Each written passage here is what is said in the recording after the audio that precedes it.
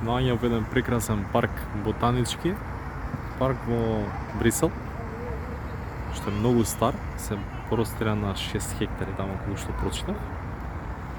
И се е многу убаво.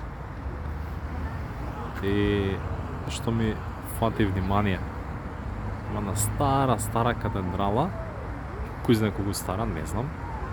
Еглисе ду, не знам, ду Брасел, нешто така се викаше, најдов на Google Maps како се вика. И гледам дека повеќе од месец дена, не знам колку време, веќе вака огрдена со графити, не само горе, туку и долу.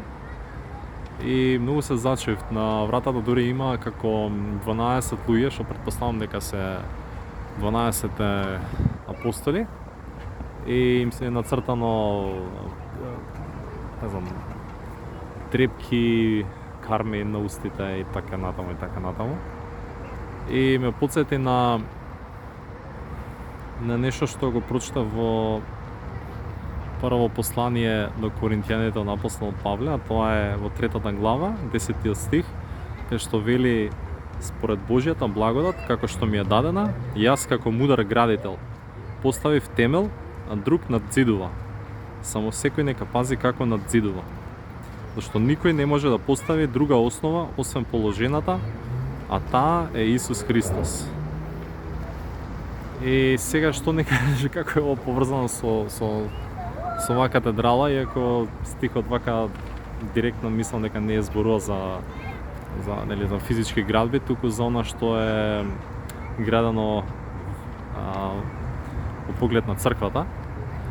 Но ова е представува како еден сведок од минатото и сегашноста, што всушност се градело. Почнало, не знам целата историја, ама да речеме дека навистина имало христијани во минатите векови кога се градела и постоела оваа катедрала, каде што црквата, народот се собирал за богослужба, за молитва, и така натаму. За до еден период да стигне каде што некој почнува да дзида со нешто друго, со некаква друга наука, не таа на Исус Христос, што е од Библијата.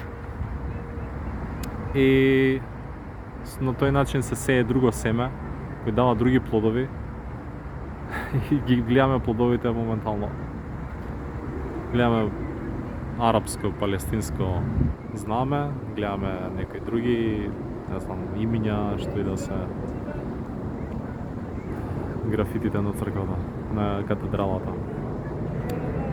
Така да пазиме и ние што допуштаме во нашиот живот, во нашето срце, со какви зборови, со каква наука го градиме нашиот живот, на што се подпираме и во што е нашата надеж.